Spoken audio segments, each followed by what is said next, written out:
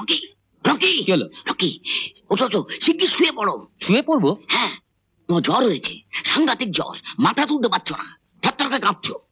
জ্বর হয়েছে? তোমার বাবা এসছে, সঙ্গে একজন ভদ্রমহিলা, মনে হচ্ছে তোমার মা। আপনার মেয়ের ছবিটা এনেছি।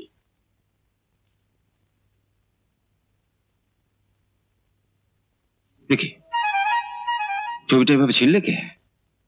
কে আবার? আমার গুরুধর ছেলে। ছবিটা না দেখেই ছিঁড়েছে।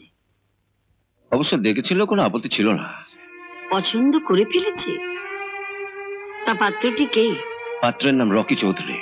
রকি চৌধুরী? কি নাম রে বাবা? তা পাত্রটি কি করে? আমার মেয়েদের গাড়ি চালায়। তার মানে ড্রাইভার? ছি ছি ছি ছি। এত পাত্র থাকতে শেষ পর্যন্ত ড্রাইভারের সঙ্গে? ছেলেটি ভালো, অল্প বয়সে বাপ মাকে হারিয়েছে, বাড়ি শুনতো গান করে। গান করে? হ্যাঁ, ওই গান শুনে তো আমি বিয়েতে সম্মতি দিয়েছি। শুনবে নাকি একটা গান? না না, গান উনি যখন বলছেন শুনুই না একবার। যে মানুষ গান ভালোবাসে না, তার মতন ভয়ঙ্কর মানুষ কিন্তু পৃথিবীতে নেই। ইচ্ছে করলে অনায়াসে সে মানুষ খুন করতে পারে। প্রায় তাই তো করেছে ও। ছেলেটা গান গাইতো বলে ওকে বাড়ি থেকে তাড়িয়ে দিল। ঠিক আছে, দেখো তোমার হবু জামাইকে, শুনি কেমন গান করে। হরি, এ হরি, কাঁপতে থাকবো? আর কাঁপতে হবে না, সাহেব তুমি ডেকে পাঠিয়েছে, এবার সত্যি সত্যি কাঁপতে হবে। বাবা মার সামনে? হ্যাঁ, ওখানে তোমার গাইতে হবে। ওরে বাবা রে! ওরে বড় চলো চলো চলো, আরে যাচ্ছি, পোশাকটা পাল্টেনি। কাঁপাটা রাখবে। ঠিক আছে। কেন ওই ড্রাইভার দেখে তোমাদের মতো আমারও প্রথমে ঠিক মানে এই ওই ওই এসে গেছে।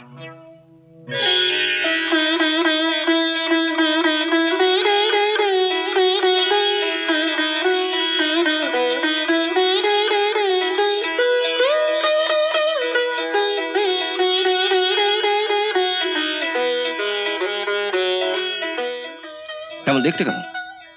দাঁড়ান ভালো করে দেখি, সামনে গিয়ে দেখি, চোখে একটু কম দেখি তো।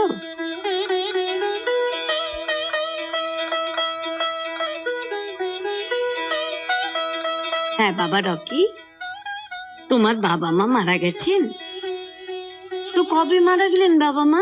অনেক ছেলেবেলায়। ছেলেবেলায়? ছেলে। আহারে। রকি, তুমি ওনাদের একটা গান শুনিয়ে দাও।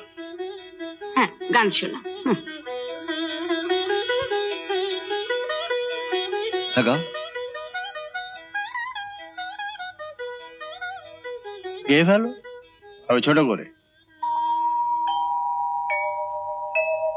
গীত সঙ্গীত, গীত সঙ্গীত, গীত সঙ্গীত আমার, গীত সঙ্গীত আমার। এই দুনিয়ায় অনেক রকম নামি দামি জিনিস আছে, পয়সা টাকায় সবই মেলে, গান মেলে না সবার কাছে। তাই সঙ্গীত, গীত সঙ্গীত আমার। ব্যাস ঠিক আছে, ওইটুকুই থাক। কেন আর শুনবে না? বছরের পর বছর ধরে তো ওর গানই শুনছি। তার মানে? বুঝতে পারলেন না তো? এই তো আমার সে হারানো ছেলে, হ্যাঁ, যার বাবা মা ছেলেবেলাতেই মারা গেছে।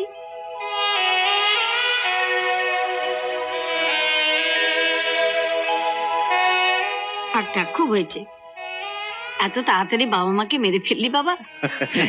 ভালো ছেলে।